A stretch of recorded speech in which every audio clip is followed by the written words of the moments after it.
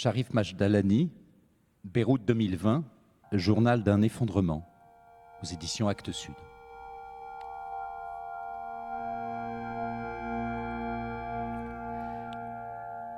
Chapitre 24. 10 juillet.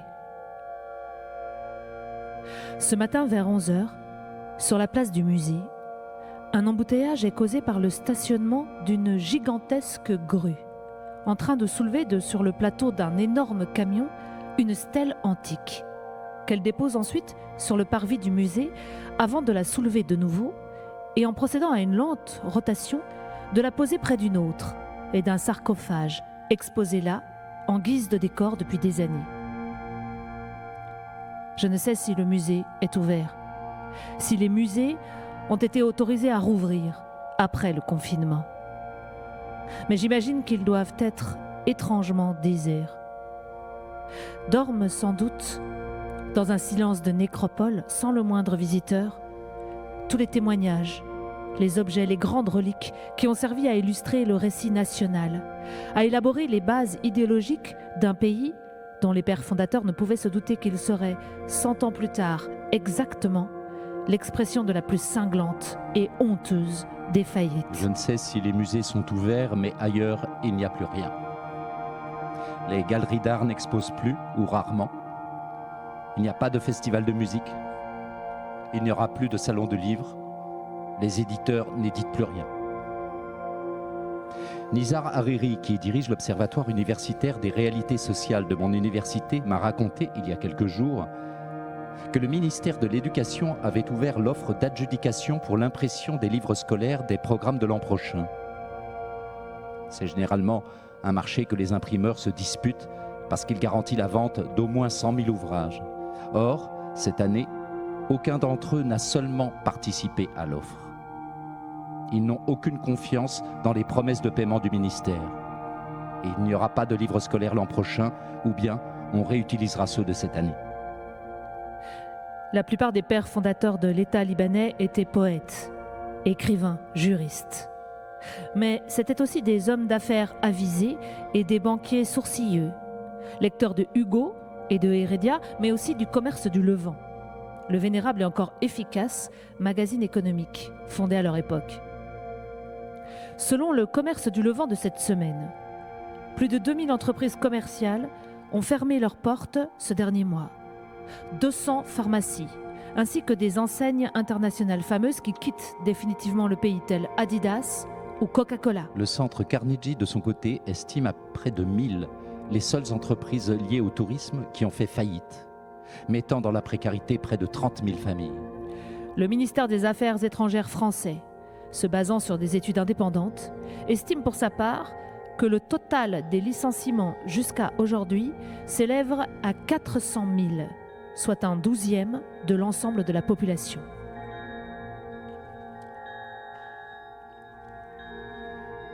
Chapitre 26. Pendant les 30 ans de la Deuxième République, l'une des adjudications les plus convoitées fut celle du ramassage des poubelles et, encore bien davantage, celle de la gestion des décharges publiques. Cette adjudication se trouva évidemment l'objet de manipulations, de transactions opaques, de manœuvres clientélistes sans fin. Les décharges furent finalement attribuées à un proche de la famille Hariri, devenu milliardaire depuis, ainsi que tout son entourage, qui ne respecta presque rien des détails de son cahier des charges, notamment le traitement et le tri. Les décharges devinrent de vertigineuses montagnes de déchets, falaises d'immondices plongeant dans la mer en plusieurs points du littoral, et dont l'odeur depuis des années, comme l'esprit délétère d'un pouvoir pourri jusqu'à la moelle, se répand fréquemment au-dessus des villes et de tout le littoral, tandis que nous vaquons, travaillons, faisons des affaires, des études ou la fête sur les rooftops et dans les boîtes de nuit à la mode. Dans certaines, comme un must presque assumé, sont limitrophes de ces montagnes maudites. Tous les plans de rechange, les projets d'enfouissement des déchets ou de construction d'incinérateurs furent abandonnés à force de conflits d'intérêts. Pour certains, ce n'était guère plus mal, puisque de toute façon, incinérateur ou projet d'enfouissement n'aurait abouti qu'au vol de millions de dollars supplémentaires, à des usines inopérantes ou à des calamités encore plus grandes pour l'environnement. En 2015, un soulèvement populaire s'en prit pour la première fois à la classe politique à partir de ce que l'on a appelé la crise des poubelles. Le pouvoir s'en sortit par une répression sournoise en infiltrant les groupes de révoltés, les associations écologistes ou celles qui luttaient contre la corruption et réduisit au silence le mouvement. Tout revint à la normale, la puanteur ne cessa pas, mais ce n'était pas grave, puisque ces déchets rapportaient encore des millions. Il y a quelques années, une revue littéraire m'a proposé d'écrire une dystopie qui aurait pour cadre le Liban ou le monde arabe. J'ai imaginé une histoire de spéculation immobilière à grande échelle à Beyrouth, comme il y en a tant eu durant ces dernières années. De buildings et de centres d'affaires ultra modernes, bâtis par des mafias liées au pouvoir sur des terrains gagnés en compressant les millions de tonnes de déchets dans la mer. Un monde d'affairisme glauque, environné de dorures et les pieds dans les ordures.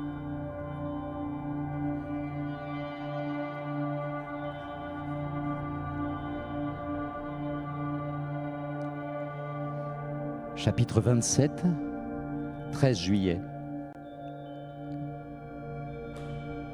Nous avons dîné hier soir chez Pierre et Nada. Nous étions 12. C'était peut-être un peu trop pour la distanciation, mais le miracle, c'est que durant toute la soirée, comme si quelques génies bienfaisants planaient, il n'a pas été question une seule fois de la crise. Comme si siégeaient à nos côtés les dieux d'Homère. Ces créatures qui influent sur les événements par des stratagèmes grossiers mais efficaces en rendant inaudibles les propos d'un chef achéen pendant un banquet ou invisible, un combattant troyen au milieu d'une bataille. Nous avons ainsi tenu à distance, le temps d'une soirée, la ruine du pays et l'anxiété en chacun d'entre nous. Lorsque nous avons parlé des poubelles qui ne sont plus ramassées depuis quelques jours, les dieux de l'Olympe ont fait leur travail. Et un ancien bouquiniste a détourné le sujet en racontant comment il lui arrivait parfois d'acheter des fonds de livres entiers, des centaines et des centaines d'ouvrages, dont certains sans aucune valeur, qu'il portait alors lui-même jusqu'au plus proche benne à ordures du quartier, avant de les voir revenir, quelques jours plus tard, proposés à les ventes par des chiffonniers qui les y avaient récupérés. Il a donc pris le parti de jeter ce genre d'acquisition inutile dans des décharges plus lointaines, dans d'autres quartiers. Mais les livres revenaient, inévitablement, comme par sortilège, ou comme une farce que lui auraient réservé quelques dieux rigolards. Lorsqu'il a été question du Covid-19 et d'un possible reconfinement qui achèverait de ruiner le pays, les dieux olympiens ont réagi tout aussi efficacement. Et Pierre, sans changer de sujet, l'a transporté ailleurs, en racontant le plus sérieusement du monde qu'il connaissait le patient zéro, celui qui avait porté le virus hors de Chine et qu'il avait failli le rencontrer. C'était un collègue à lui, travaillant à Bergame. Ce gars était revenu de Singapour, où il s'était réuni avec des industriels chinois de Wuhan. Rentré en Italie, il avait eu une réunion avec des représentants de son entreprise, de Mexico, Madrid et Paris, qu'il avait dû contaminer, avant que ces derniers ne rentrent eux-mêmes dans leur pays et n'y multiplient les réunions. Lui-même avait fait pareil à Bergame, transmettant le virus, entre autres, à des personnes qui, le jour suivant, allaient assister au fameux match Atalanta-Valence que l'on tient pour l'épicentre de la pandémie en Europe. Il devait ensuite embarquer pour Dubaï, où il était prévu qu'il se réunisse avec Pierre qui s'y trouvait à ce moment-là. Mais il avait éprouvé des symptômes grippaux et avait annulé son voyage à la dernière minute aux grandes dames de Pierre, qu'il avait jugé bien léger et bien fragile pour renoncer à un déplacement à cause d'une simple fièvre. Si la rencontre avait eu lieu, c'est Pierre qui aurait fait entrer le virus au Liban, et non cette pèlerine venue de Téhéran. Depuis quelques jours, les cas de contamination au Covid-19 augmentent très sensiblement, et les rumeurs courent sur un possible reconfinement. Pour les entreprises, c'est comme un jeu de quilles où les coups se suivent avec une régularité méchante, jusqu'à l'élimination de tout ce qui reste debout. Toute entreprise ou commerce qui a réussi à résister à la crise économique, au contrôle des capitaux, à l'effondrement du marché, a dû faire face à un deuxième choc, celui du confinement et de la fermeture totale, intérieure et extérieure. Ceux qui s'en sont sortis indemnes craignent maintenant le reconfinement qui serait comme l'assaut final, le coup de grâce.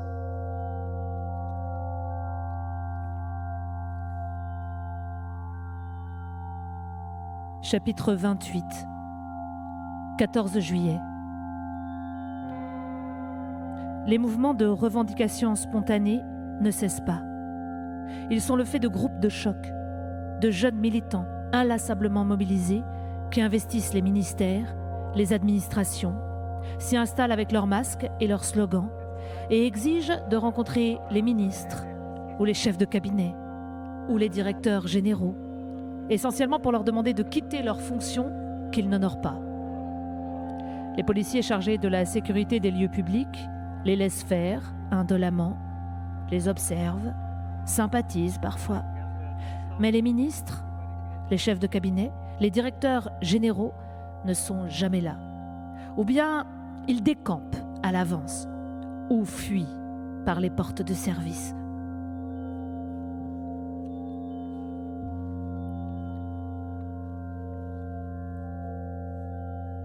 Chapitre 30, 17 juillet.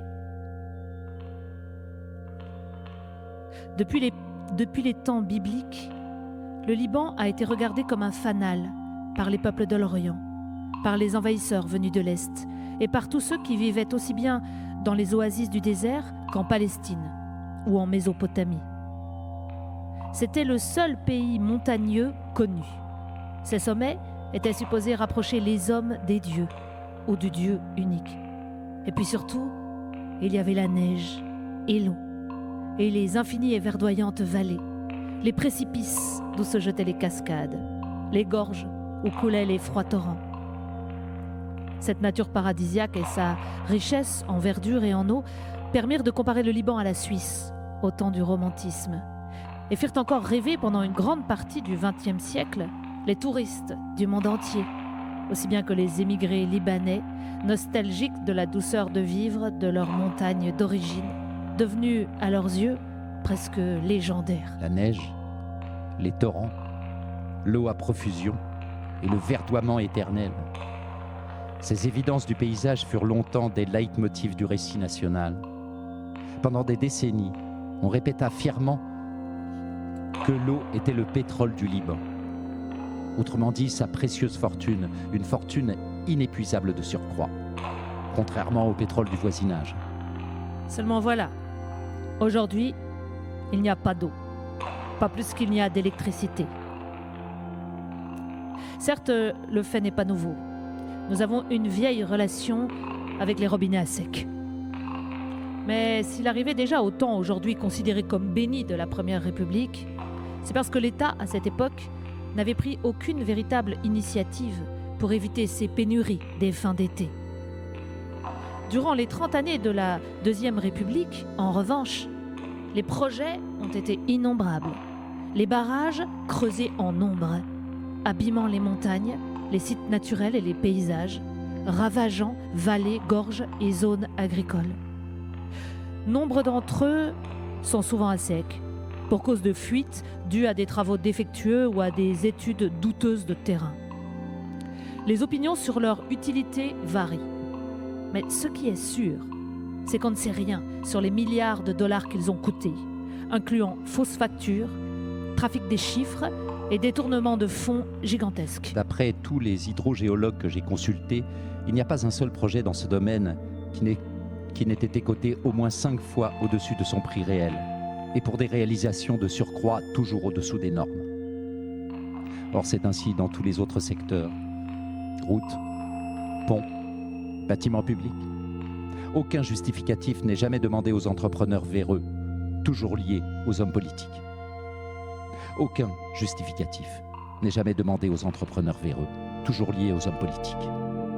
Quant aux sociétés de surveillance, elles touchent d'imposants pots de vin pour fermer les yeux sur les énormes irrégularités qu'elles constatent. Ou alors, si elles veulent rester dans la légalité, elles sont exclues du circuit d'attribution des contrats publics et réduites à la faillite. Ce matin, j'ai vu le premier camion-citerne de livraison d'eau domestique. Il était garé devant un immeuble de la rue Trabot, à Ashrafieh. Les tuyaux étaient tendus et hissés sur le toit de l'immeuble. Le moteur de la pompe en action, avec son vacarme infernal. Nul ne sait au juste d'où provient cette eau privée, vendue sans aucune autorisation légale. Quelles nappes phréatiques sont en train d'être pillées sans aucun contrôle et aucun scrupule. Mais bientôt, avec l'été qui avance, ce spectacle se répétera dans toutes les rues à longueur de journée, avec à l'arrière-plan du tableau les montagnes qui furent le réservoir de tout l'Orient. Le camion obstruant la rue Trabot, j'ai dû faire marche arrière pour prendre une autre voie. Avant que je ne débute la manœuvre, un passant s'est arrêté devant ma fenêtre ouverte et m'a annoncé gravement que, bientôt, il n'y aura plus d'eau du tout. Non pas, comme tous les ans en cette saison, mais parce qu'il n'y aura plus de fioul dans les usines de filtrage et de distribution.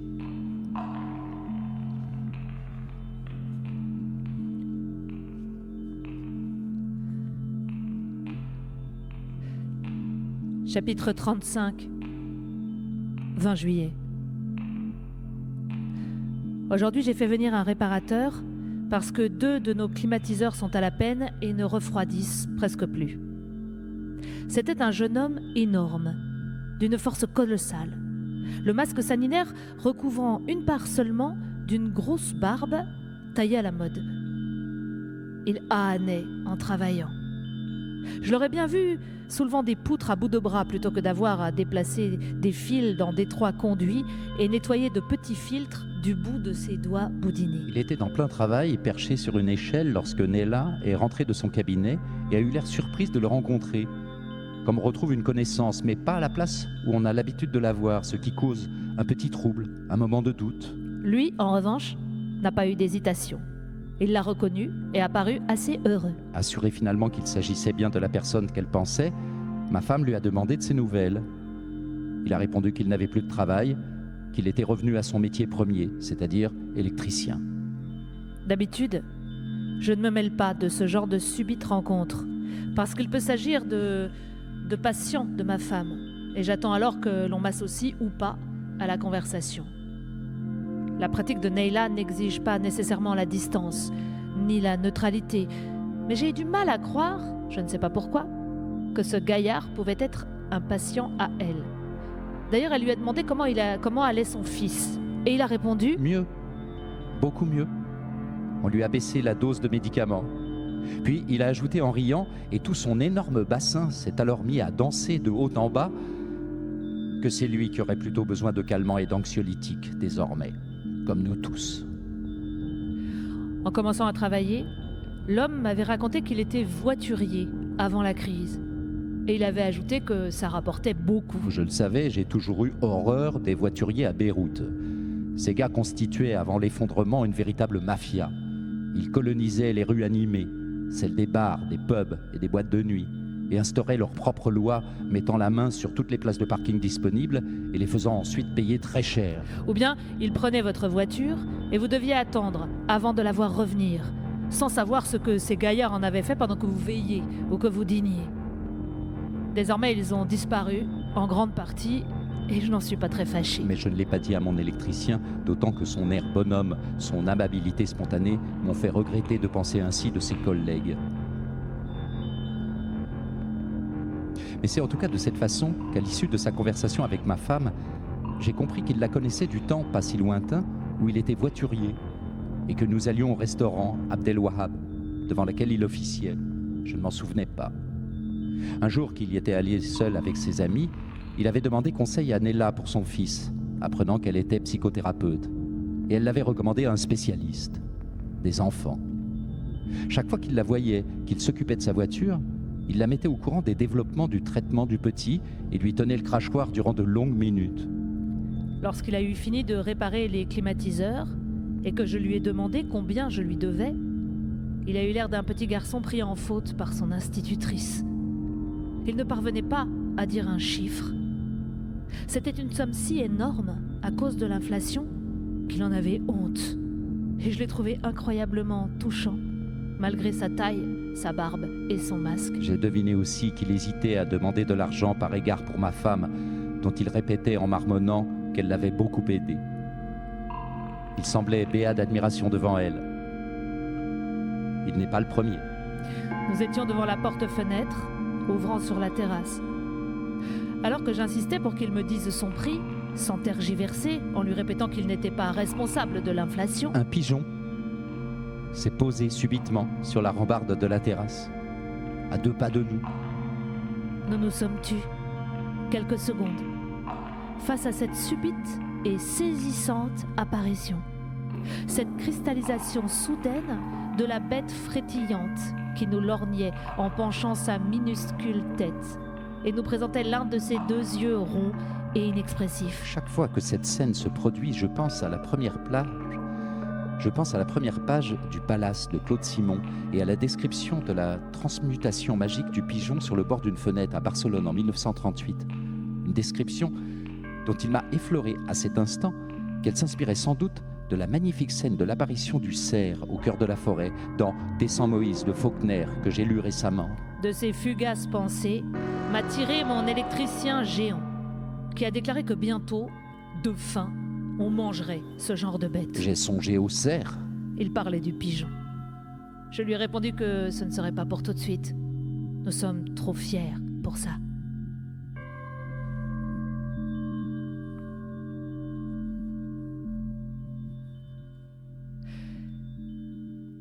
Chapitre 36.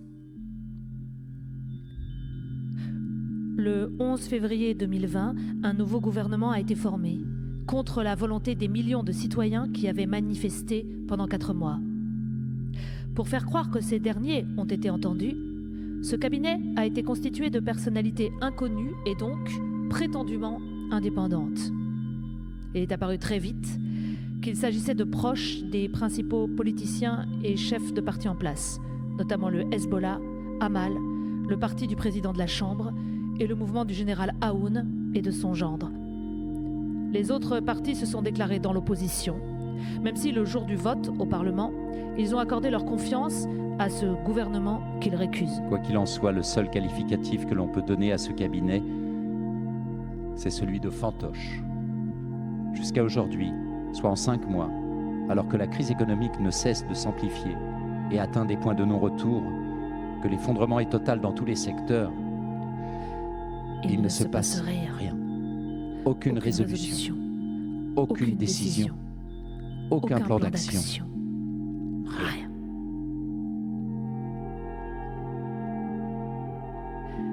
Et nous vous donnons rendez-vous samedi prochain, le 5 décembre, à 22h, pour la suite de cette lecture.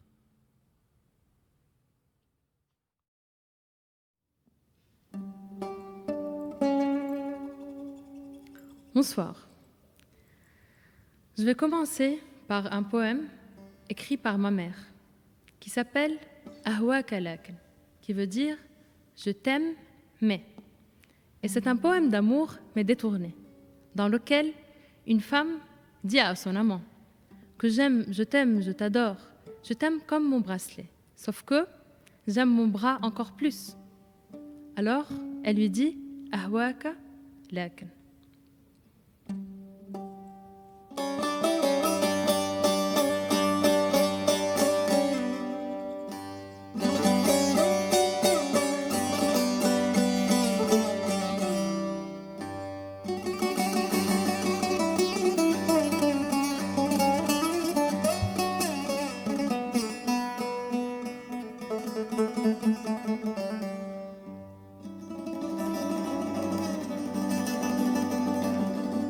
أهواك لكن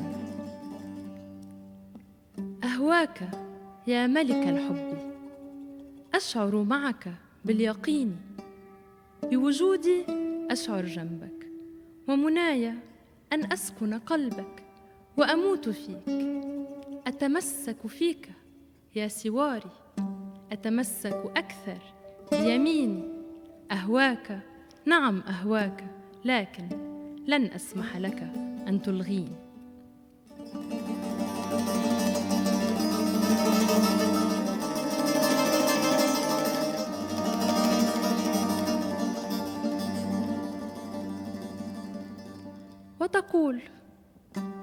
وتقول تحسبني جوهرة تحرس أن Je dois reprendre ça.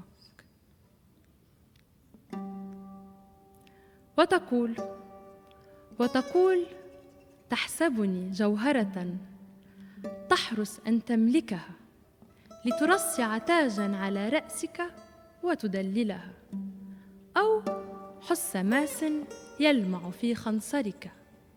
عذرا، فخيارك بأن تبقى حرا كي تعبث بي لا يستهويني. يدك عني لا تغويني، فمجرد أن تتملكني أنت يا حبيبي تلغيني.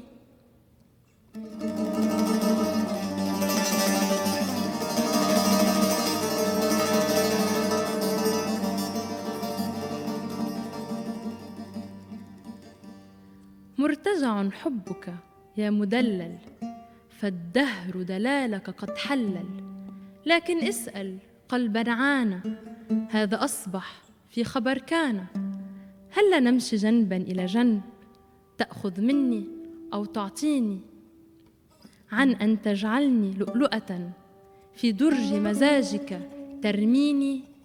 تحجرني كي تحميني، لا تقتلني كي تحييني. يدك عني لا تغويني، فمجرد أن تتملكني أنت يا حبيبي تلغيني.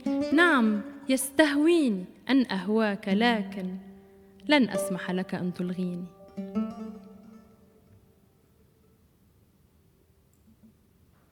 Merci. Ok. Alors, maintenant, on va... Ok, c'est un poème que j'ai écrit et qui parle d'une histoire d'amour, mais qui se passe à travers plusieurs histoires. C'est-à-dire, d'une personne à l'autre, c'est la même grande histoire d'amour qui se compose, sauf que les circonstances et les situations font que, à chaque fois, les personnes changent, les situations changent, mais cette histoire continue.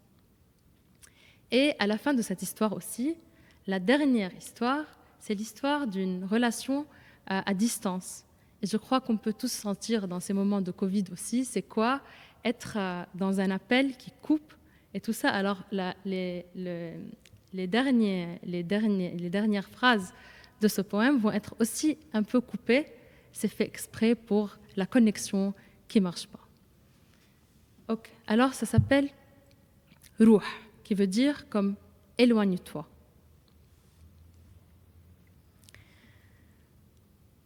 روح، قلت له روح، قال لي ضل، ولما بقيت قرر يفل، قلت له ضل، قال بدي ضل بس لازم روح. روح، قلت له روح، قال لي ضل، ولما بقيت قرر يفل، قلت له ضل، قال بدي ضل بس لازم روح. تتذكر لما قلنا طول ما أنا وإنت مبسوطين، كل الباقي منه مهم وكل الناس مش مقاسين. بلا شوك، بلا سكاكين، بلا العالم المعقدين، بلا سيلفر واتش وسموك ماشين، وللمستقبل شو مفكرين. تتذكر لما قلنا طول ما أنا وإنت مبسوطين، كل الباقي منه مهم وكل الناس مش مقصرين. بلا شوك، بلا سكاكين، بلا العالم المعقدين، بلا البروتوكول ولايت كويزين، وشفتوا أي ساعة مسربين، بس تغيروا الأشياء. كل شي تغير، كل شي بنهار. جيت تقلي لازم تمشي وأفضل ننسى كل شي صار. كانوا زعلانين عيونك أكتر من عيوني زعلانين، كأنه شفافك حكيوا أشياء بس عيونك مش فاهمين. كانوا زعلانين عيونك أكتر من عيوني زعلانين، كأنه شفافك حكيوا أشياء بس عيونك مش فاهمين. ومشيت، قلت لحالي مشيت، زعلت بس ما تحكي شي. صار وقت تروحي روحي وقلبك عطريقك بترضي. مشي، قلت لحالي مشي، زعلت بس ما تحكي شي. صار وقت تروحي روحي وقلبك عطريقك بترضي. رجعت التقيت فيك مرة تانية، الدنيا شو حلوة أوقات بيزبط كل شي بثانية. رجعنا التقينا أنا وإنت بس هالمرة بغير كل شي، يعني بغير زمان، بغير مكان، بغير ظروف، بغير أوضاع، بغير أوقات، بغير أعمار، بغير إنسان، بغير إيدين، بغير عيون بغير أفكار وغير مضمون وغير نظرات وغير ظهرات وغير أصحاب وغير مفهوم. مرة جديدة أنا وأنت متفقين، بلا شوك وسكاكين، بلا العالم المعقدين، فجأة كابوس جدار كبير وأنت عم بتطير بالفضا وأنا عم بصرخ، صوتي مش عم بيطلع، صوتي عم بيطلع صدى، صوتي مش عم بيطلع، صوتي عم بيطلع صدى، عم بقول اللي عم بيصير سير، طب واللي صار رح بيصير سير كله طار وصحيت ولقيت شنطك محطوطة، حد فهمت صار وقت تمشي مرة جديدة. كم بدي لك ضل ما تروح، خليك، أو للصراحة كم بدي لك ضل خليك، منظبط كل شيء، منعيد كل شيء من الأول، كل شيء بيرجع بيزبط، بليز خليك، خلص كل شيء بيزبط، أوكي كل شيء بيزبط. ولما جيت أحكي وقفت قدامه قلت له روح، قلت له روح، قال لي ضل. ولما بقيت قرر يفل قلت له ضل، قال بدي ضل بس لازم روح، قلت له روح، قال لي ضل. ولما بقيت قرر يفل قلت له ضل، قال بدي ضل بس لازم روح. ثالث مرة القدر قرر يعيد اللي صار، بس هالمرة كنا 3، أنا وأنت والمطار، كل مرة من بلد تاني، كل مرة عقلي اللي لا وقلبي يترجاني، ارجع مرة تانية بثانية. تتذكر لما قلنا طول انت مبسوطين، لا عم قلك مبسوطين، طب شيل الفيديو بصير أحسن. أوكي رح أرجع عيد. تتذكر لما كلماتي مش مفهومين، طب مش مشكلة وعندك ميتينج، فهمت مش مشكلة، روح. قلت له روح، قال لي ضل. ولما بقيت قرر يفل قلت له ضل، قال بدي ضل بس لازم روح. قلت له روح، قال لي ضل. ولما بقيت قرر يفل قلت له ضل، قال بدي ضل بس لازم روح. ومشيت قلت لحالي مشي زعلي بس ما تحكي شي، عطريقك بترضي ومشيت.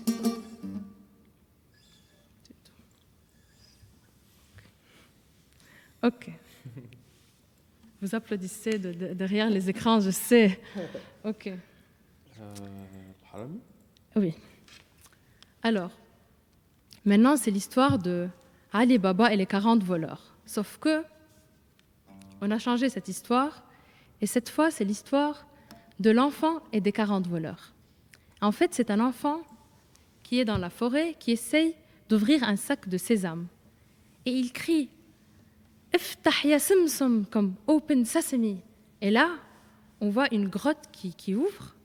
Et là-dedans, il y a une fortune, des trésors et tout ça. Et cet enfant, il rentre dans la grotte et il prend un peu d'or et il dit « C'est bon, je pourrais manger » et tout ça. Mais puis soudain, il y a des voleurs qui apparaissent. Mais pas seulement 40, plus que 40. Et c'est des gens, des politiciens, des gens qui travaillent dans les banques, des gens d'une certaine classe société. Et tout le monde crie « voleur ». Et là, c'est le débat entre l'enfant et ces gens-là. Qui est vraiment le voleur? En fait, c'est lui qui essaye de leur dire qu'en fait, c'est comment vous avez mal géré la fortune que je me suis trouvée là comme ça. Et c'est l'histoire de ce débat. Ok.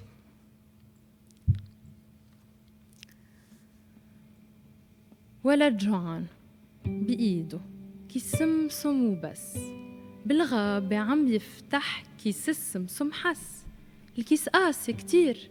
الولد صرخ افتح يا سمسم، اللي صار من بعد ما بيتصدق فتح. صخر كبير بقلبه في مغارة ذهب وحرير والماظ وكشمير.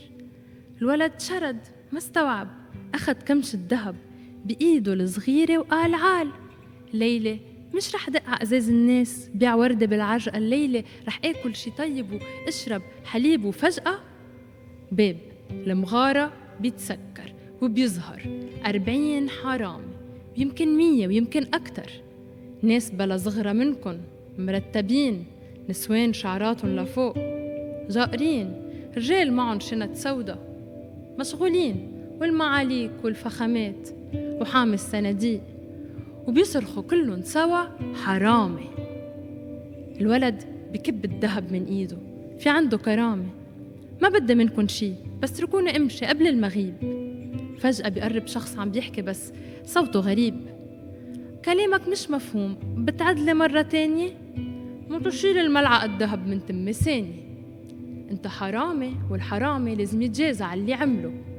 اللي عملني، ضحك الولد وردد، اللي عملني هو انت، هو يلي حدد كيف الثروة بتتوزع ولمين. جايب ميزان حد ذهب على الشمال وحجرة على اليمين وقال لهم شفتوا عدل، والعدل من ميزة الإنسان. صرخ الجميع يحيى العدل، يحيى الميزان.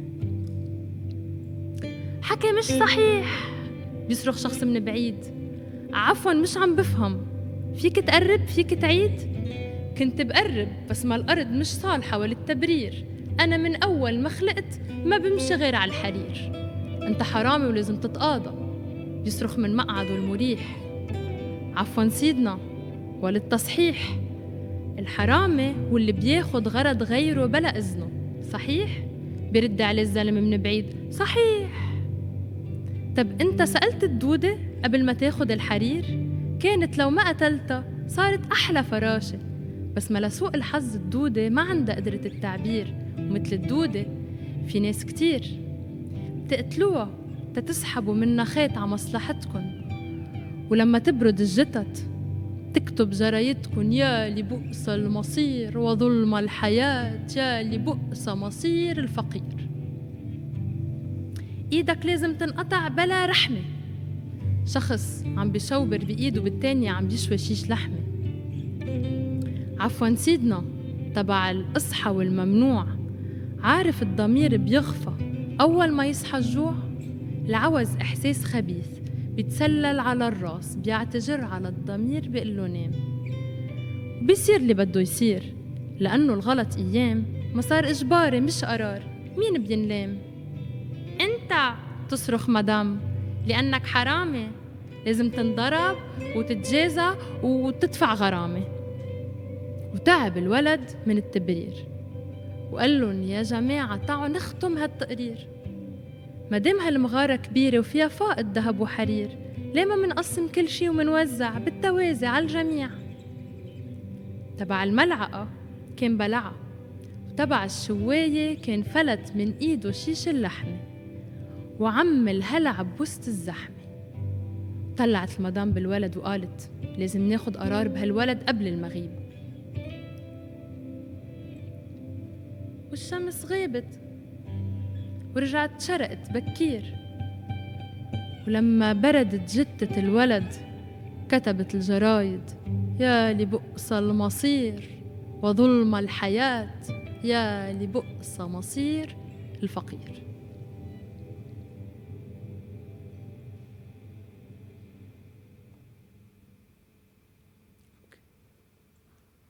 Ok. Alors, maintenant, pour un truc plus light. Ok. Je vais raconter l'histoire d'un philosophe. Un philosophe qui essaye de trouver le sens même de l'existence. Alors, ce qu'il fait, c'est qu'il creuse. Il essaye de creuser au fond de la terre pour découvrir le secret de l'existence. Alors, il commence à creuser. À côté de lui, il y a un lac. Il y a un homme qui se tient là et qui fait que jeter des petits cailloux dans ce lac. Et il essaye de lui convaincre d'arrêter toute cette recherche, car ça peut ne mener à rien du tout en fait. Et je vous dirai à la fin ce qui va se passer avec ce philosophe. Alors, Faylassouf, c'est philosophe. Ok, et Keb Hajar, c'est jeter des cailloux. فيلسوف لحد البركة. فيلسوف لحد البركة صار له بيحفر ليل نهار، وحده واحد رايقة معه بالبركة بكب حجار. عم بكب حجار وراضي. قال له ارتاح يا فيلسوف. قال له الفيلسوف مش فاضي، بدي أعرف بدي شوف. بس الأشياء اللي بدك تعرف عنها خبرني شو هي. بدي أعرف الجواب للأسئلة الماورائية. بدي أكون شخص غميق وكلهم يتطلعوا فيي وكبكب ببابات الحمراء معلومات الثقافية. تركني أحفر، مني فاضي أحكي مع عالم سطحية. عم تحفر لكعب الأرض لحتى تلاقي جواب، بس ما الأرض لما قررت تعطي عملت حساب. على سطحها عطشت أحلى ما عندها من جبال وشجر وكل الأشياء الحلوة التانية، ناس وبيرة وسهر وقمر. فسر لي يا فيلسوف يا صاحب معلومات دقيقة، بس الفيلسوف مش سامع، ضاع بالحفرة الغميقة، يحفر يحفر يحفر يحفر والأشياء تتعقد أكتر. لحديت ما لمح ضوء، شافه ولحقه وصار متوتر، بده يعرف من وين جاية ويكشف أسرار مخباية. ولما وصل على الضوء طلع لقى بركة حده، والضوء من الشمس جاية، والرفش على الأرض رده. لقى حاله حد البركة تحت الشمس بنص النهار. تاري الفيلسوف ضل يحفر تا من تاني ميلة صار. وبقلك ليه ما في جواب؟ لأنه ما في سؤال، وكل شي عم بتشوفه انشاف، وكل شي عم بتقوله انقال، وكل شي معك عم بيصير من قبلك مع غيرك صار. فكب الرفش وتعا معي عالبركة تنكب حجار.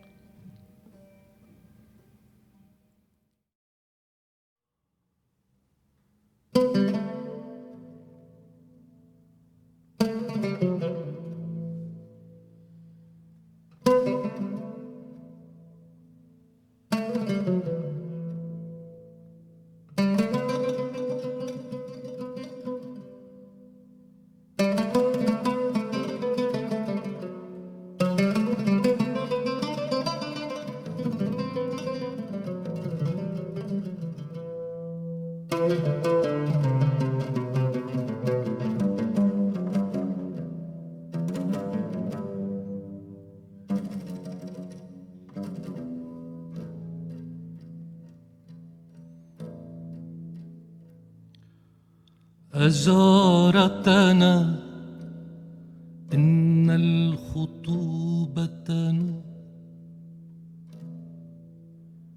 وإني مقيم ما أقام عصيب. أجارتنا إن غريبا هاهما، وكل غريب للغريب نسيب.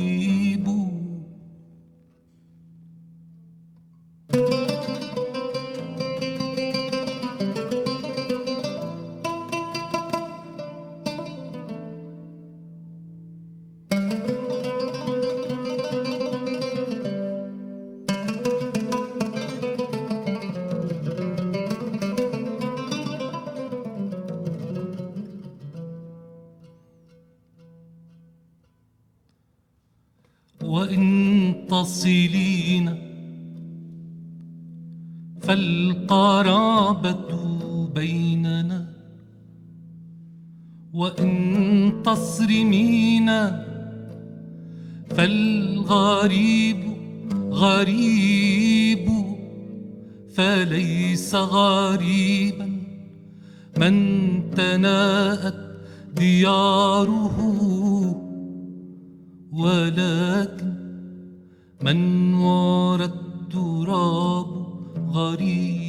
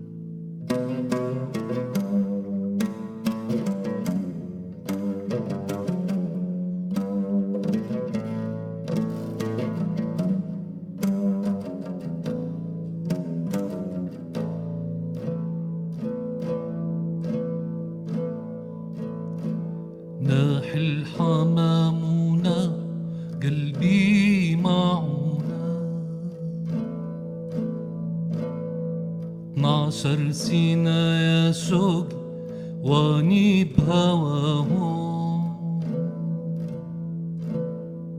ناح الحمامنا قلبي معونا نعشر سينا يا شوقي واني بهواه.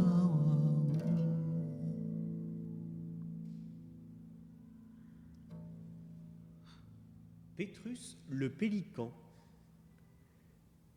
Aujourd'hui, Pétrus le pélican est omniprésent. Est-il mâle ou femelle? On ne sait pas. Peut-être s'agit-il de Pétra. Allons, disons que c'est un mâle. D'habitude, ils étaient deux à croiser à l'autre bout de l'île. Un adulte et un autre plus mince d'épaule, près d'un restaurant donnant sur les rochers sombres où vient se cogner la mer, où l'on avait balancé des tripes de chèvre. À côté de ce garde-manger se trouvent des statues en bois, assises ou debout, peinturlurées de noir, tellement réalistes qu'en les voyant, on a envie de les saluer à la façon locale. Mais personne ne soulève le moindre chapeau melon en signe de reconnaissance. De toute évidence, cet endroit n'était pas assez nourrissant pour Pétrus. À présent, à l'aise et tranquille, il se dandine avec majesté sur la petite plage, la tête de travers pour piquer dans l'eau peu profonde des choses à se mettre dans le bec, qui fait penser à un sabre palpitant. Il attend, comme une belle-mère en droit de reconnaissance, une ou deux têtes de poisson lorsqu'accostent les pirogues et leur prise du jour. On nous dit que ce n'est pas un oiseau d'eau salée, mais ici, il s'est adapté. Ensuite, il s'en ira chercher un monticule et ouvrir largement les ailes, son envergure est celle d'un ange adulte, afin de se sécher au vent. Les 1000 ans, cela se voit, ne prennent aucun plaisir à sa présence. Il va falloir négocier ferme l'extension des territoires. La saison finit par se retourner. La mer, inquiète, soulève des objections. Le soleil a relevé le voile sur le visage d'un quidam qui commence à digérer ses pensées. De l'autre côté du détroit, la bande côtière est effacée. C'était Pétrus, le pélican. Les choses sont toujours plus douces quand on commence avec un pélican. Et c'est un texte de Breton Breitenbach, extrait du recueil La main qui chante, que nous aurons le plaisir de vous présenter. On vous présentera certains extraits de ce recueil ce soir, Mohanad Al-Rahmani et moi-même, Léon Bonafé. Je dirai des textes et Mohanad m'accompagnera en jouant et en chantant. Et je crois que nous allons pouvoir commencer sans plus attendre.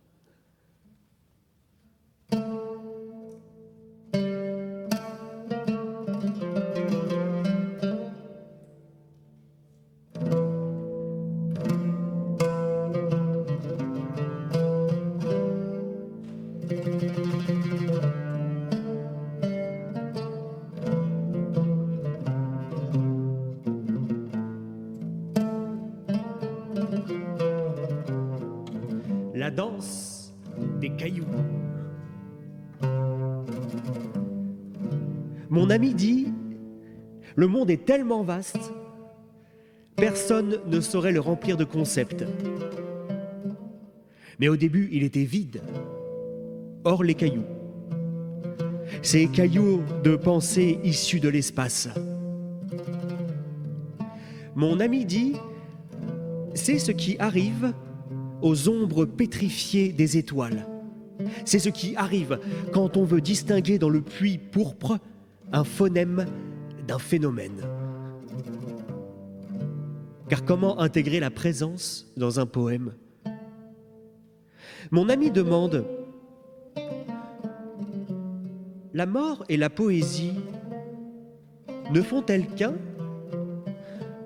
L'oiseau et le vent l'un peut-il exister sans l'autre? Quand on dévait la lumière entre les éclats des étoiles nocturnes et leur invisibilité diurne, quelle est la couleur du vent? Une description d'écriture planante? Mon ami dit alors « ramasser l'imagination comme des cailloux et la distribuer aux affamés ». C'est un mouvement. Se bouger, c'est une aspiration au rythme. C'est la danse. La danse. La danse. Un pas de deux de tolérance. C'est la maison murmurée de la générosité quand on n'a plus que son moi à donner ou son pardon. Vois cette liberté de peser et de dépenser fait des va-et-vient entre tensions et détentes accordées et rétrécissement du cœur d'oiseau.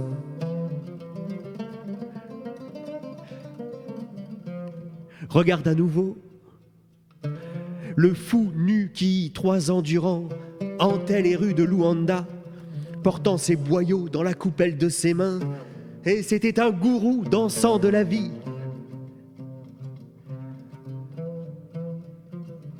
Voici le canevas. Le vide est forme au début. Et pour qu'il se mette à trembler, il faut le remplir d'oiseaux, d'ombres de mots, d'un côté puis de l'autre, car sinon, comment prendre les paroles du vent dans la figure?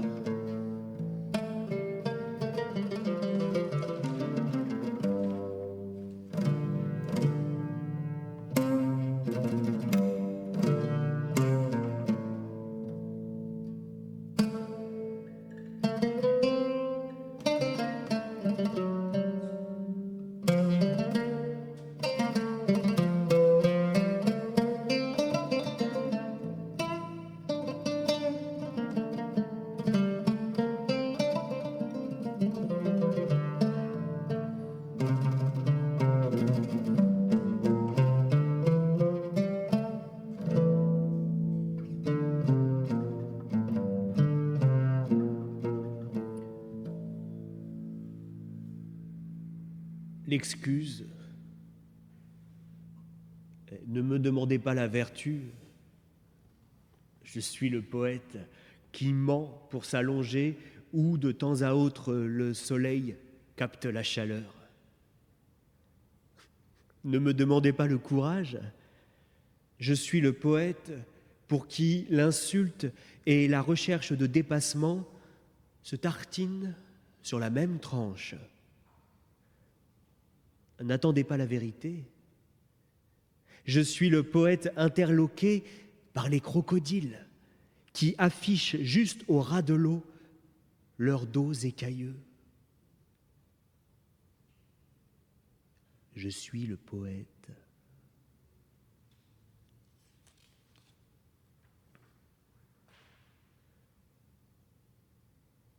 Mesure.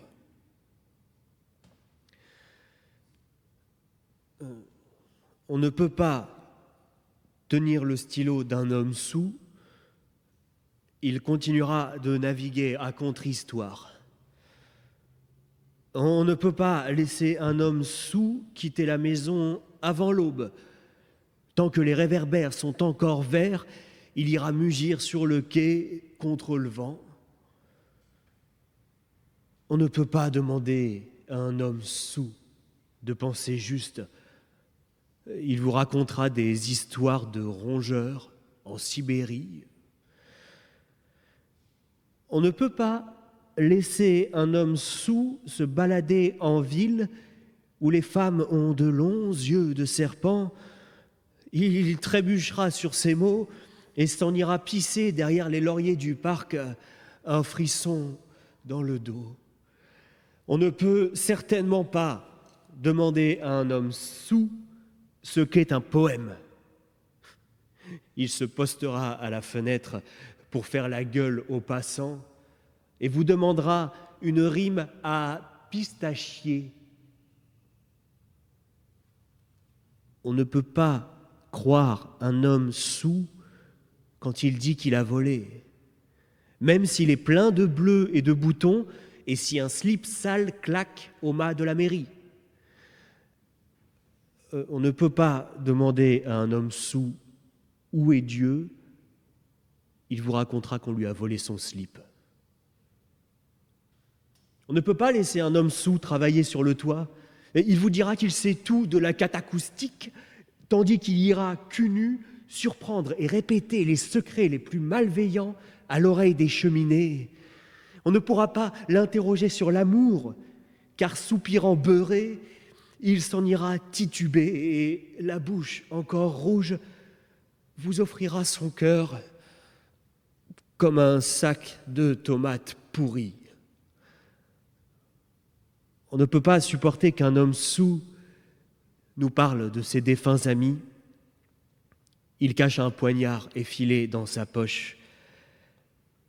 On ne peut pas savoir chez un homme soûl ce qu'il pense de la mort. Il crachote trop quand il s'essaie à ce pain-là.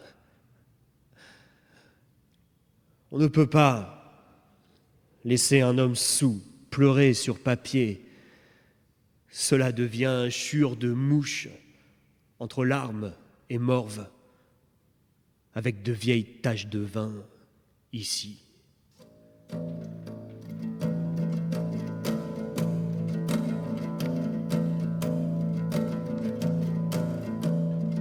حجبوها عن الرياح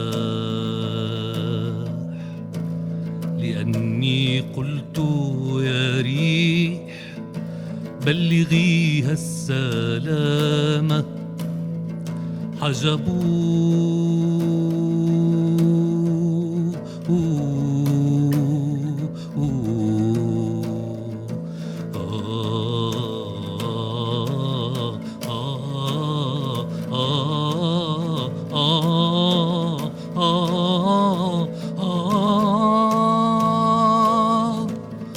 عن الرياح لأني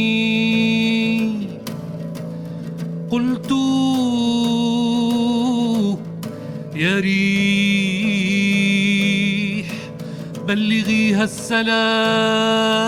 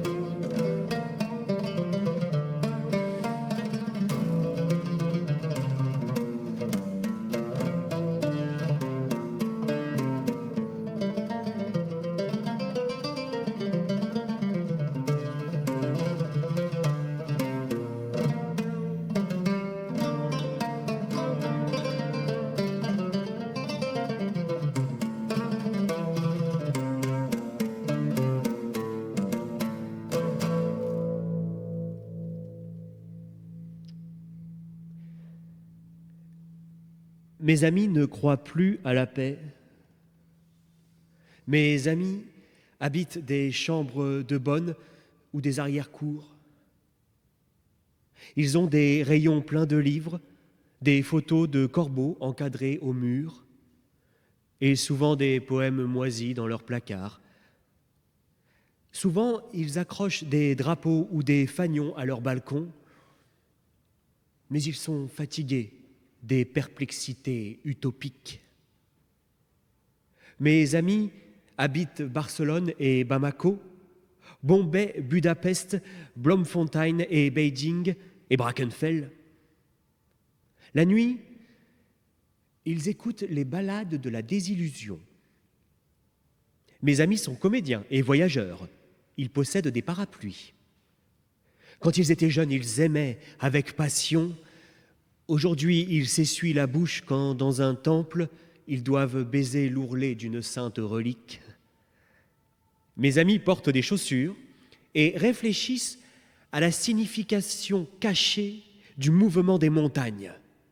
À la fin de l'été, dans la mer, il dérive sur le dos et contemple les nuages qui passent.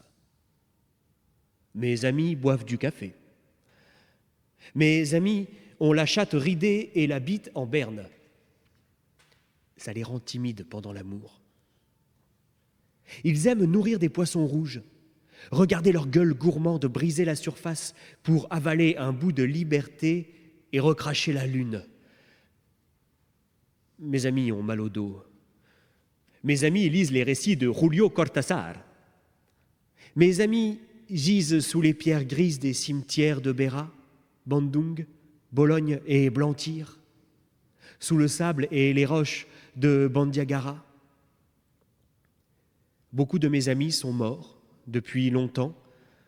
Les cendres de certains ont été dispersées dans des roseraies. D'autres cognent contre le couvercle du cercueil et détestent les taupes. Mes amis ont perdu le contact avec leurs enfants. Mes amis se fâchent. Mes amis ont une relation particulière et difficile avec le ciel nocturne, surtout quand cramoisi est sa couleur. Mes amis de Brisbane, de Belgrade, de Bagamoyo, Baia, Bitterfontein écrivent parfois leurs pensées et dressent la liste de leurs amis qui savent aussi bien qu'eux que le monde n'est pas là pour être changé.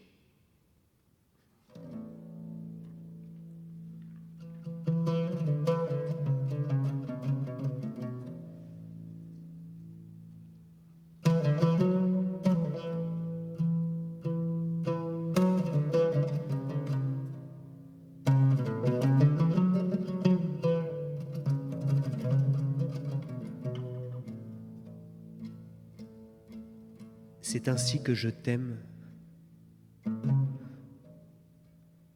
Comme un éléphant de mer qui apprend à jouer au foot parmi les choux. Comme un cheval qui cherche jument pour folâtrer dans le champ. Comme un arbre de Judée à peine violet rêve à minuit de fleurs rouges. C'est ainsi que je t'aime. Comme un nuage parti acheter un visage dans le flux silencieux de la rivière, comme une maison sur le monticule se souvient du foyer par le feu, comme un cœur qui se détériore au fil des comparaisons et laisse glisser les dépouilles dans l'eau. Ploup, ploup. C'est ainsi que je t'aime.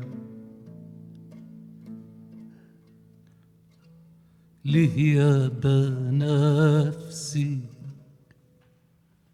بتبكي وانت ظهري حزين والعين تتبعك وطبعك محتشم ورزين ليه يا بنفسك بتبك ليه يا بنفسك بتبك وانت ظهري حزين.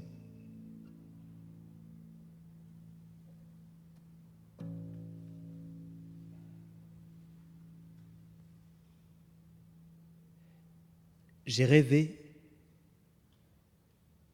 que nous avions enterré l'avenir comme un chien mort, à flanc de montagne, parsemé depuis longtemps d'autres sanctuaires et inscriptions sacrées, cicatrices d'oubli, indiquées par une stèle ou une poignée de coquillages écrasés, qui, comme dans un manuscrit pâle, rappellent dans le sol la silhouette de l'absence. Le vent ne passe jamais par ici. De temps à autre, un cumulus roule en bas pour danser un gémissement. Les senteurs de la terre mélangées au soleil s'envolent au-dessus du col. En hiver, le brouillard miséricordieux sort de la côte de l'océan, comme un tulle de pardon. La pente est trop raide à cet endroit et trop exposée pour protéger tout horizon. Lourd et paperassé était le cadavre, quand, non sans difficulté sanglotante, nous l'avons sorti de la toile bleue et déposé au fond du fossé que nous avions creusé.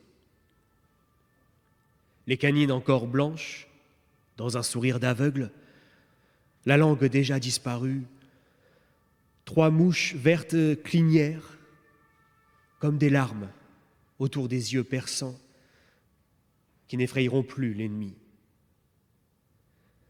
Fort heureusement, la puanteur de la putréfaction gît sous terre à présent. Retour à la poussière, verbe devenu décevant, déclara l'un de nous en se relevant, les genoux maculés et les ongles sales, comme si nous n'arrivions pas à digérer le deuil, ni à bouger, courbés vers la pente pour retrouver une apparence de vie. Avec le temps, il n'y aura plus d'alphabet ni d'oméga d'ossement à déchiffrer, répondit l'autre. Personne ne connaissait la formule pour attester l'enterrement de l'avenir. Et qu'aurions-nous pu chanter avec notre langue inarticulée dans la bouche, comme un marcassin mort-né?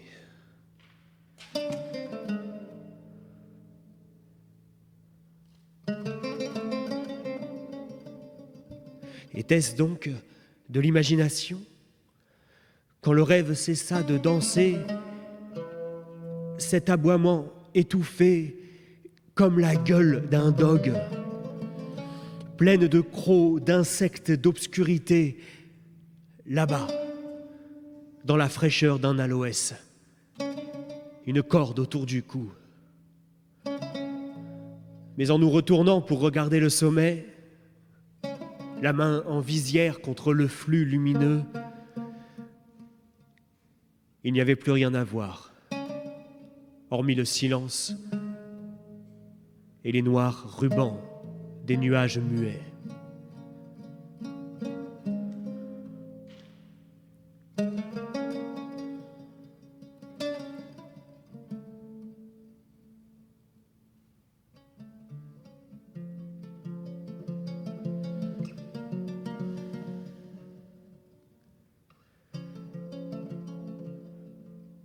En gare d'extase, le premier été, si beau que c'est le dernier été. Vois dans ce silence incliné, quand les rossignols cessent de chanter, leur mélodie résonne encore dans le silence, tel un abandon avant l'occupation des cigales dans un assouplissement de canicule, chantant d'arbre en arbre. Vois comme est beau l'univers néant, comme il scintille de couleurs. Vois comme est belle chaque fourmi, chaque herbe, un psaume pour l'existence. Le premier été, si beau que c'est le dernier été. Vois les larges coutures du silence palpitant, quand tu t'inclines devant le rocher, quand le cœur, fleur de lotus garance, s'épanouit dans un sein, une et rien.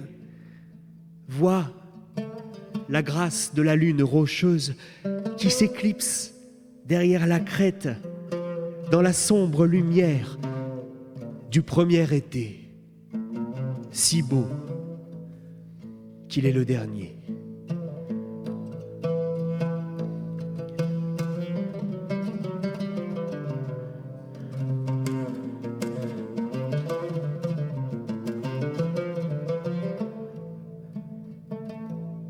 Au cœur de la nuit, tu as posté un mot sur le rebord de fenêtre. Un appât pour l'obscurité, pour marcher au devant de la mort et glisser sous le vent. Ce matin, il n'y a ni commencement, ni fin, ni finitude. Tu cognes contre la roche, entends le battement si beau du passage. Pour toujours, cette non-existence si belle que c'est le dernier été.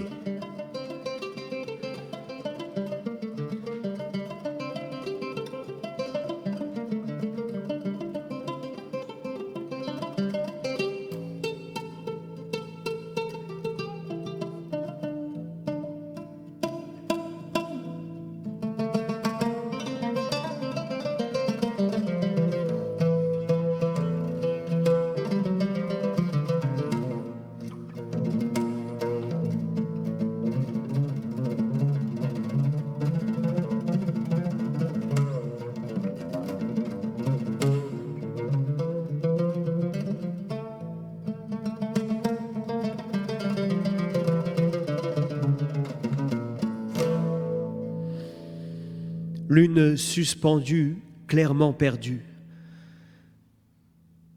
Lune suspendue, clairement perdue dans le ciel indigo, sur cette ville où par centaines de milliers affluent dans les rues, comme s'ils n'allaient jamais mourir, les gens. Et je m'interroge, il n'est pas bien loin mon tour de trépasser dans le chatoiement d'une gerbe lumineuse. Dans cette métropole orpheline, pleine du gai caquetage des portables et de laissés pour compte dans les jardins publics, ou sur la terre d'origine, sous un arbre empli d'oiseaux, ou ficelé entre les draps comme un couteau dans le lit, ou sur un balcon quand se cherche l'appel du berger dans les collines voisines. Et quel sera le dernier visage ? Je me le demande par pure curiosité. Sentirai-je la chaleur de ma main et le creux où se nichaient les mots ? Me souviendrai-je de ces vers au crépuscule soudain ? Tout était léger comme l'air, comme la vie, comme une tartine sans pain, comme du sang dans la mémoire. Va-t-elle s'éteindre la lune ou s'illuminer d'éclats entre les étoiles pour fêter le retour au cirque d'un bouffon parmi les chiens ?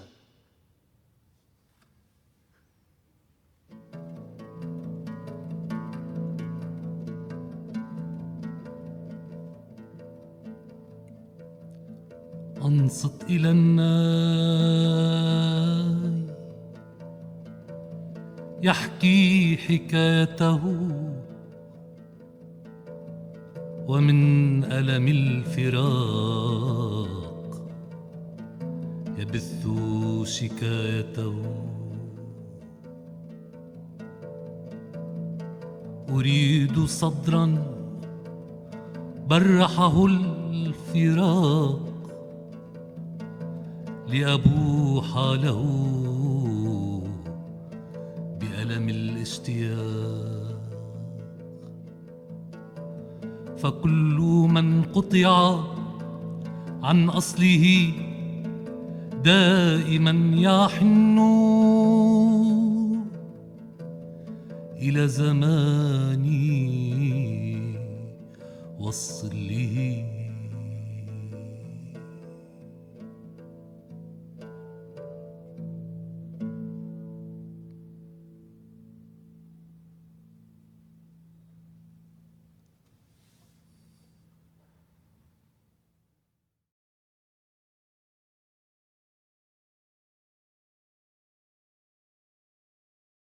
Bienvenue à cette 3e édition de la Nuit de la Poésie ici à Bahreïn. Cela se passe dans des conditions particulières cette année, mais cela se passe. L'essentiel, c'est que nous soyons ensemble avec, autour du poème. Welcome to the 3rd edition of Poetry Night here in Bahrain. This is happening under the special condition, but it is happening. We are together. We are together within the poem this night. مرحبا بكم في النسخة الثالثة لليلة الشعر هنا في البحرين. هذه السهرة ستكون سهرة جميلة جدا مع قرائنا وشعرائنا وفنانينا. أود أن أهدي لكم هذه القصيدة من الشاعر الفرنسي ستيفان مالارمي.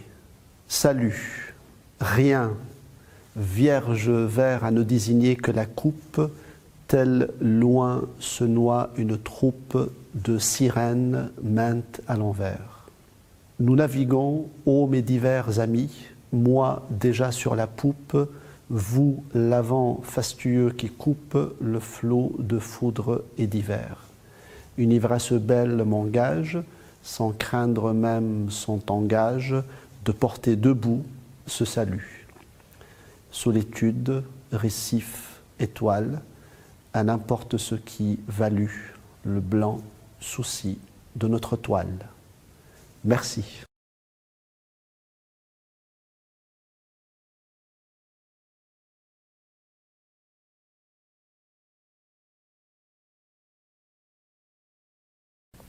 Bonsoir, je m'appelle Dina. Good evening, and my name is Lila. We're very happy to participate in the Nuit de la Poésie, and we thank the Alliance Française for having us. During quarantine, we dove into books, poetry, and music. Love and trust were two concepts we thought a lot about during quarantine.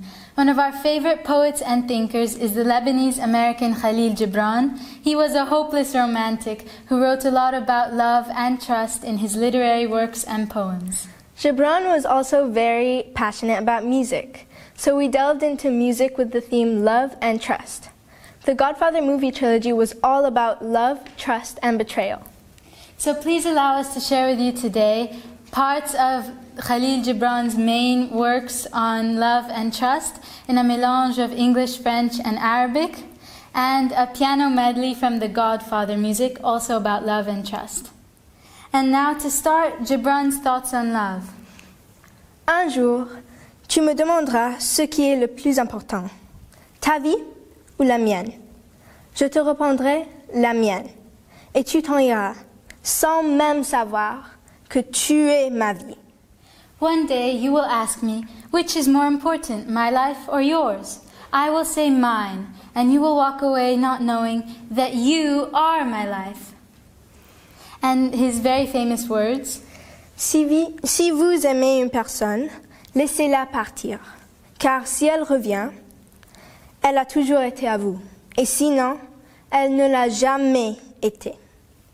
If you love somebody, let them go, for if they return, they were always yours, and if they don't, they never were. On trust, he said, between what is said and not meant, and what is meant and not said, most of the love is lost. بين منطوق لم يقصد ومقصود لم ينطق تضيع الكثير من المحبة. Again on love. L'amour est la seule fleur qui croît et qui fleurit sans l'aide des saisons. Love is the only flower that grows and blossoms without the aid of the seasons. And more. Voyage et ne le dis à personne. Vis une histoire d'amour et ne le dis à personne. Vis heureux et ne le dis à personne. Travel and tell no one. Live a true love story and tell no one. Live happily and tell no one. Gibran was also very passionate about music. He said, music is the language of the spirit. Its melody is like a playful breeze which makes the strings vibrate with love. With this, please allow us to share a medley of Godfather music, focused on love and trust.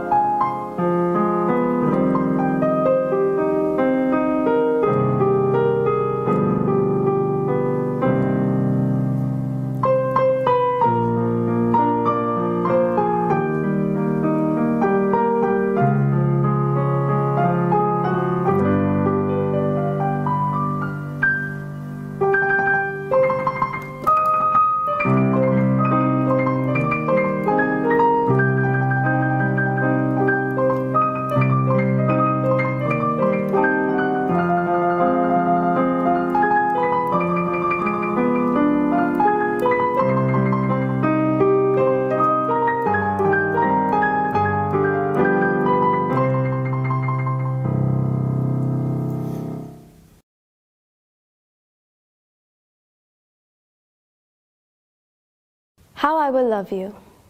At first, like feathers, like tiptoeing in the middle of the night to get to the tub of strawberry cheesecake ice cream in the fridge, carefully. Like slowly freeing my arm from underneath your head while you sleep. Always afraid I might knock something over in the darkness, afraid I might awaken you from your slumber. Like a toothpick picket fence. How I will love you. Like Sunday mornings, sleepy and vulnerable with toes spread out between my two small feet as far as they can. Like a naked back, dappled only with 6 a.m. sunshine. With rubbed eyes and morning kisses under the covers, with lullabies on a rocking chair under a lampshade and a money plant. Like overgrown gardens where the plants will all merge into one another. How I will love you, like the first sip of lemongrass tea, strong and healing, especially when you feel like breaking in half across the old couch in the living room, like holding hands when you feel like you want to break somebody else. A small warm palm on your back right where your muscles are tensing, like patience, like endless sky and malfunctions and abruptly ending calls. Learning. Like accepting the quirks and the messy shoes and the strange habits. How I will love you. Like tickling, kicking laughter, like ringing a doorbell and running away. Echoes of giggles. Like the sweet kind of dizzy, the dizzy on Ferris wheels and merry-go-rounds. Like homemade popsicles, like the smell of rain, like movie nights and some not too perfect microwave popcorn. How I will love you. I cannot say forever, because I am a little superstitious. I believe in jinxes. But for the time that we have and the time that we are given, I will love you completely, like reading every word in the book.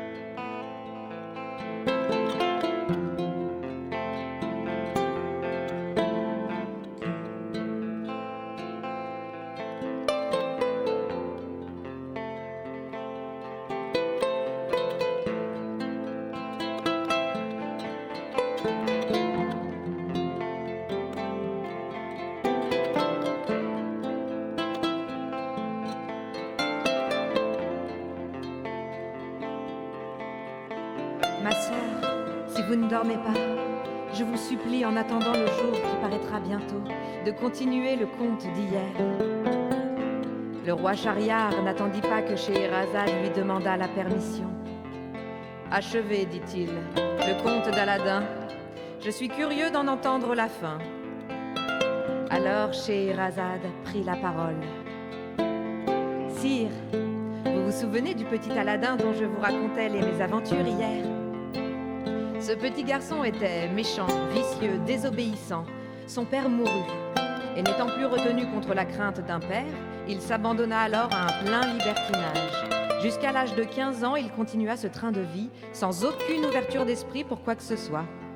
Lorsqu'un jour, qu'il jouait au milieu d'une place avec une troupe de vagabonds, comme à son habitude, un étranger s'arrêta à le regarder. Cet étranger était un magicien africain. Il s'informa sur Aladin et, apprenant que son père était mort, se fit passer pour son oncle. Le faux oncle se présente à la mère et promet d'offrir une boutique à son fils et d'en faire un riche marchand. La mère reconnaissante lui fait 1000 bénédictions. Le lendemain, le magicien africain emmène Aladin visiter de belles maisons et de beaux jardins. Mais insensiblement, il le mène loin, vers les montagnes. Et ils arrivent enfin à l'endroit où le magicien africain avait voulu amener Aladin pour l'exécution du grand dessein qu'il avait fait venir de l'Afrique à la Chine.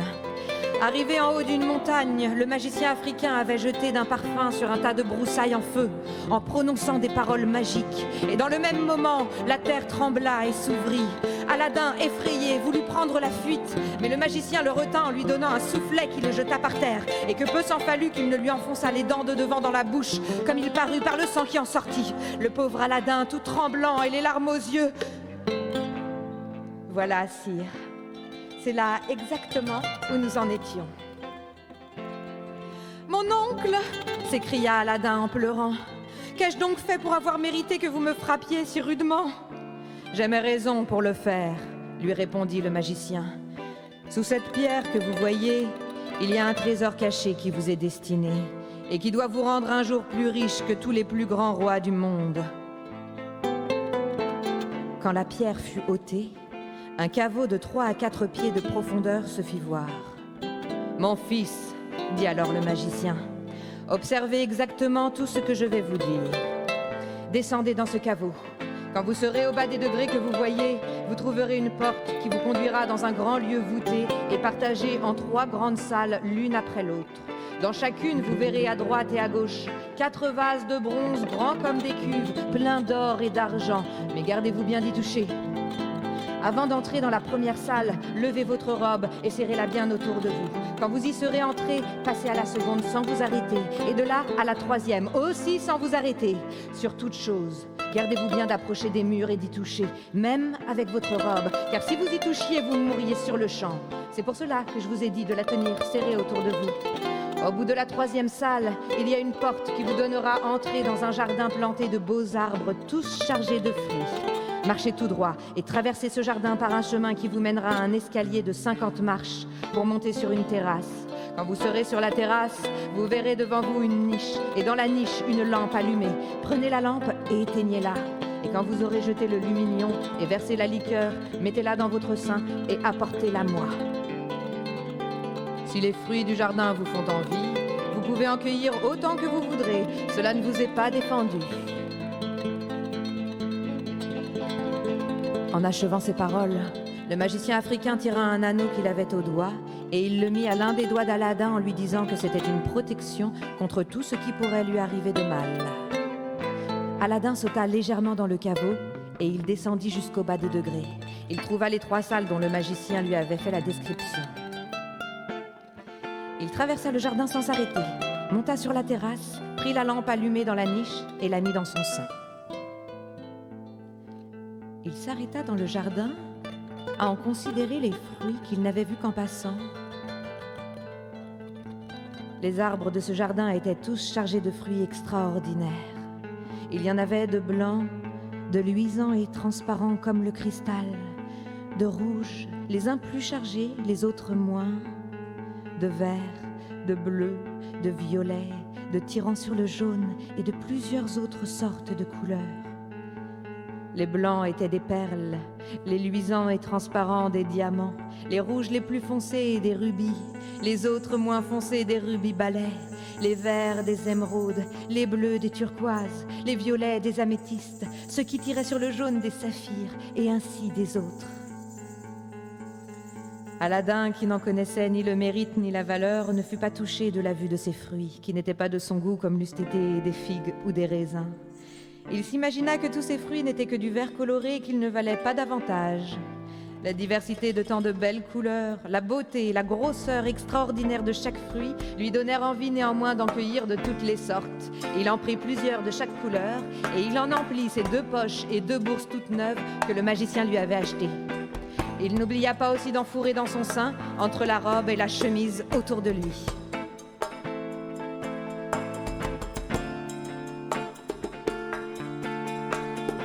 Aladin, après avoir passé à travers les 3 salles, remonta par où il était descendu et se présenta à l'entrée du caveau. « Mon oncle !»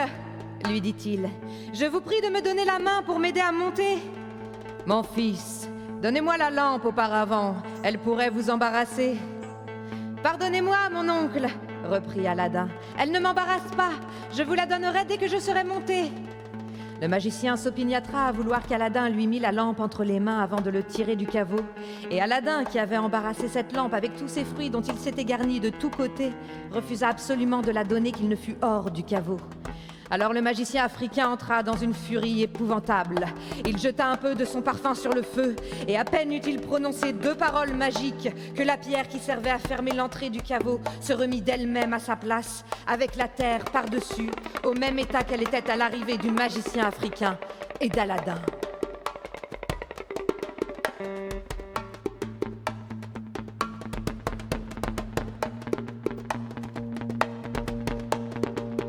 Quand il se vit enterré tout vif, il appela 1000 fois son oncle en criant qu'il était prêt à lui donner la lampe.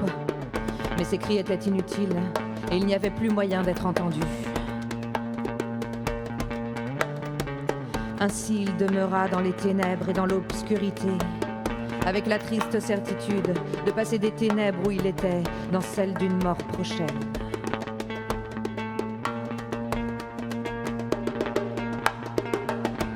Le 3e jour, il éleva les mains en les joignant et s'écria « Il n'y a de force et de puissance qu'en Dieu, le haut, le grand ». Dans cette action de mains jointes, il frotta sans y penser l'anneau que le magicien africain lui avait mis au doigt et dont il ne connaissait pas encore la vertu. Aussitôt, un génie, d'une figure énorme et d'un regard épouvantable, s'éleva devant lui comme de dessous terre, jusqu'à ce qu'il atteignît de la tête à la voûte, et dit à Aladin ces paroles. « Que veux-tu? Me voici prêt à t'obéir comme ton esclave et l'esclave de tous ceux qui ont l'anneau au doigt, moi et les autres esclaves de l'anneau. Qui que tu sois, fais-moi sortir de ce lieu si tu en as le pouvoir. » À peine eut-il prononcé ces paroles que la terre s'ouvrit et qu'il se trouva hors du caveau et à l'endroit justement où le magicien l'avait amené.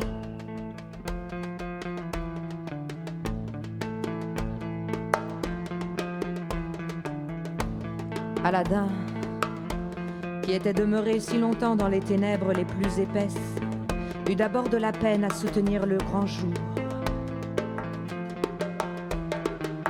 Il se traîna chez lui avec bien du mal. Aladin raconta à sa mère tout ce qui lui était arrivé avec le magicien depuis le vendredi. « Mon fils, lui dit-elle, mangez un peu. Béni soit Dieu qui n'a pas voulu que la méchanceté du magicien eût son effet entier contre vous. » Elle dit encore beaucoup de choses en détestant la trahison que le magicien avait faite à son fils. Mais en parlant, elle s'aperçut qu'Aladin, qui n'avait pas dormi depuis 3 jours, s'était endormi.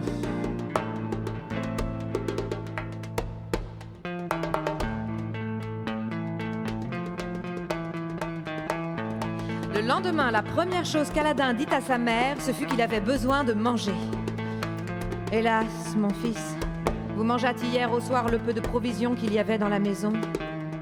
J'ai un peu de fil de coton dans mon travail. Je vais le vendre afin de nous acheter du pain. »« Ma mère, reprit Aladin, réservez votre fil de coton pour une autre fois et donnez-moi la lampe que j'apportais hier. J'irai la vendre. » La mère d'Aladin prit la lampe. « La voilà, mais elle est bien sale. Pour peu qu'elle soit nettoyée, je crois qu'elle en vaudra quelque chose davantage. » Elle prit de l'eau et un peu de sable fin pour la nettoyer. Mais à peine eut-elle commencé à frotter cette lampe qu'en un instant, en présence de son fils, un génie hideux et d'une grandeur gigantesque s'éleva et parut devant elle, et lui dit d'une voix tonnante « Que veux-tu? Me voici prêt à t'obéir comme ton esclave et de tous ceux qui ont la lampe à la main, moi avec les autres esclaves de la lampe. » La mère d'Aladin n'était pas en état de répondre. Sa vue n'avait pas pu soutenir la figure hideuse et épouvantable du génie, et sa frayeur avait été si grande que dès les premières paroles qu'il avait prononcées, elle était tombée évanouie. Aladin se saisit promptement de la lampe. « J'ai faim, apporte-moi de quoi manger. » Le génie disparut, Et un instant après, il revint chargé d'un grand bassin d'argent qu'il portait sur sa tête, avec 12 plats couverts de même métal, plein d'excellents mets arrangés dessus, avec 6 grands pains blancs comme neige sur les plats, 2 bouteilles de vin exquis et 2 tasses d'argent à la main. Il posa le tout sur le sofa et aussitôt, il disparut. Aladdin commença à jeter de l'eau sur le visage de sa mère et elle revint dans le moment. « Mon fils, demanda-t-elle à Aladdin, d'où nous vient cette abondance ?»« Ma mère, reprit Aladdin, mettons-nous à table et mangeons. Vous en avez besoin aussi bien que moi et je vous expliquerai plus tard. » Ils se mirent à table et mangèrent. Le double repas fini, il leur resta non seulement de quoi souper, mais même assez de quoi en faire 2 autres repas. Alors Aladdin parla du génie à sa mère. Le lendemain soir, après le souper, il ne resta rien de la bonne provision que le génie avait apportée. Le jour suivant, Aladdin, qui ne voulait pas attendre que la faim le pressât, prit un des plats d'argent sous sa robe et sortit du matin pour l'aller vendre. L'orfèvre, après avoir expliqué à Aladdin ce que c'était un marc d'argent, combien il valait et ses subdivisions, lui fit remarquer que suivant le poids du plat, il valait 72 pièces d'or, qu'il lui compta sur le champ en espèces. Quoiqu'Aladin et sa mère eussent une source intarissable d'argent leur lampe, pour s'en procurer tant qu'ils voudraient dès qu'il viendrait à leur manquer, ils continuèrent néanmoins de vivre toujours avec la même frugalité qu'auparavant. Ils vécurent de la sorte pendant quelques années, avec le secours du bon usage qu'Aladin faisait de la lampe de temps en temps.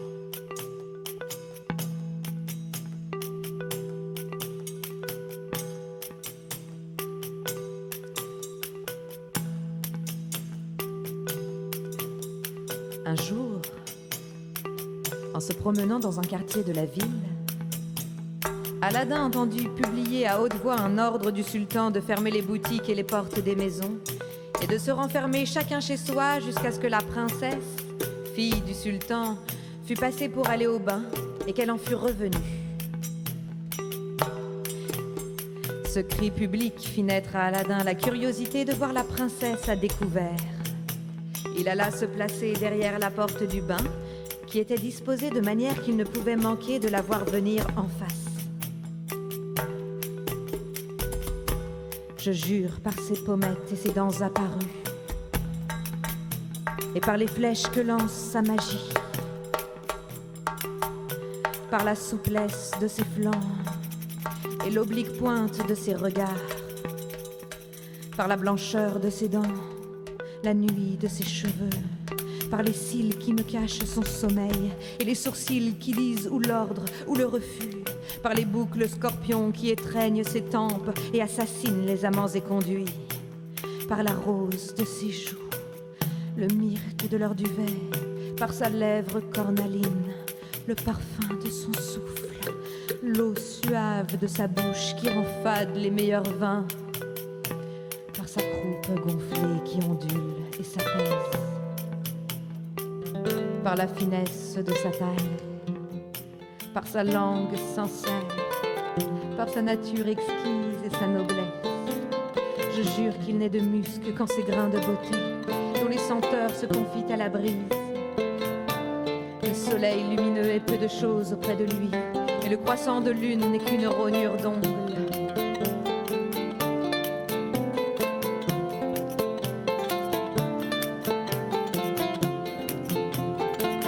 Aladin, en rentrant chez lui, ne put cacher son trouble. Ma mère, j'aime la princesse d'un amour dont la violence est telle que je ne saurais vous l'exprimer. Ce qui fait que j'ai pris la résolution de la faire demander en mariage au sultan. Mon fils, lui dit-elle, à quoi pensez-vous? Il faut que vous ayez perdu l'esprit pour me tenir un pareil discours. Ma mère, je puis vous assurer que je n'ai pas perdu l'esprit. J'ai prévu les reproches de folie et d'extravagance que vous me faites. Ma résolution est prise de faire demander au sultan la princesse en mariage. Je ne saurais m'empêcher de vous dire que vous vous oubliez entièrement. Et quand même vous voudriez exécuter cette résolution, Je ne vois pas par qui vous oseriez faire cette demande au sultan. Par vous-même? Par moi? S'écria la mère d'un air de surprise et d'étonnement. Et au sultan? Ah non, je me garderais bien de m'engager dans une entreprise pareille. Mais que ne peut l'amour d'une mère? Mon fils, à quoi vous ne pensez pas? Qui est qu'on ne se présente pas devant nos sultans sans un présent à la main quand on a quelque chose à leur demander? Croyez-vous, ma mère, que ce que j'ai rapporté le jour que je fus délivrée d'une mort inévitable, que vous savez, ne soit pas de quoi faire un présent très agréable au sultan? Je vous apprends, ma mère, que ce sont des pierreries d'un prix inestimable. J'en ai connu le mérite en fréquentant les joailliers, et vous pouvez m'en croire sur parole. La mère d'Aladin prit le chemin du palais du sultan. Instruit par l'exemple de tant d'autres qu'elle avait vu aborder le sultan, elle se prosterna le front contre le tapis qui couvrait les marches du trône. Monarque au-dessus des monarques du monde, dit-elle, avant d'exposer à votre majesté le sujet extraordinaire et même presque incroyable qui me fait paraître devant son trône sublime, je la supplie de me pardonner la hardiesse, pour ne pas dire l'impudence de la demande que je viens lui faire. Quand la mère d'Aladin eut pris toutes ses précautions, elle lui raconta fidèlement dans quelle occasion Aladin avait vu la princesse, l'amour violent que cette vue fatale lui avait inspiré, la déclaration qu'il lui en avait faite. Mais, continua-t-elle, mon fils s'était obstiné à y persévérer, jusqu'au point de me menacer de quelque action de désespoir si je refusais de venir demander la princesse en mariage à votre majesté. Le sultan écouta tout ce discours avec beaucoup de douceur et de bonté. Il lui demanda ce que c'était que ce qu'elle avait apporté enveloppé dans un linge. Aussitôt, elle prit le vase de porcelaine qu'elle avait mis au pied du trône avant de se prosterner. Elle le découvrit et le présenta au sultan. On ne saurait exprimer la surprise et l'étonnement du sultan lorsqu'il vit rassembler dans ce vase tant de pierreries si considérables, si précieuses, si parfaites, si éclatantes, et d'une grosseur dont il n'avait point encore vu de pareille. Après être enfin revenu à lui, il se détourna du côté de son grand vizir. Ce présent mit le grand vizir dans une étrange agitation. « Sire, dit-il, on ne peut disconvenir que le présent ne soit digne de la princesse, mais je supplie votre majesté de m'accorder 3 mois avant de se déterminer. J'espère qu'avant ce temps-là, mon fils aura de quoi lui en faire un d'un plus grand prix que celui d'Aladin, que votre majesté ne connaît pas. » Le sultan lui accorda cette grâce. « Retournez chez vous, bonne femme, et dites à votre fils que j'agrée la proposition que vous m'avez faite de sa part, mais que je ne puis marier la princesse ma fille, que je ne lui ai fait faire un ameublement qui ne sera prêt que dans 3 mois. Ainsi, revenez en ce temps-là. » Aladin s'estima le plus heureux des mortels en apprenant cette nouvelle.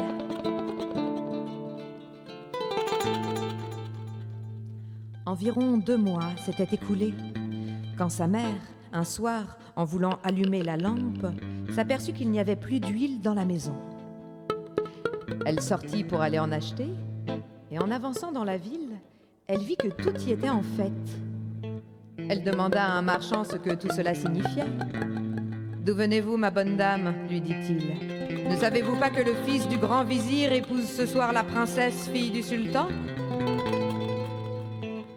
Elle revint en si grande diligence qu'elle rentra chez elle. « Mon fils !» s'écria-t-elle, « tout est perdu pour vous. Ce soir, le fils du grand vizir épouse la princesse dans le palais. » À cette nouvelle, Aladin demeura immobile, comme s'il eût été frappé d'un coup de foudre. Il prit la lampe merveilleuse et...